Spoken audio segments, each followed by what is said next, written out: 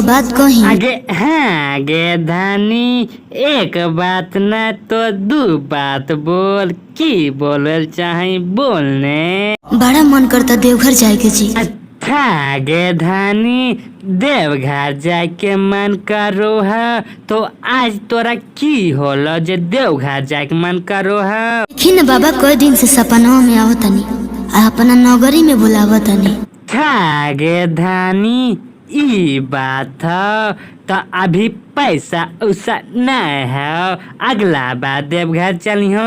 हम अब की बार ना मानो, हम तो जेबे करब। था गे धानी, अबरी नहीं मानमी, पैसा उसा नहीं हो अभी।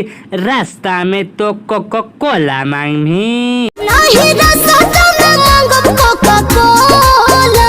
था गे धानी, रास्ता में तो कोको कोला नहीं मांगमी। अच्छा ई बताओ, अभी गाड़ी उड़ी भीड़ भड़का हो नहीं मिलता, कैसे तो देवघर जेमी बता, कैसे लेके जाइयो तोरा हम। राजा भूख के होला, चली ना बोलौले बड़ा भोला।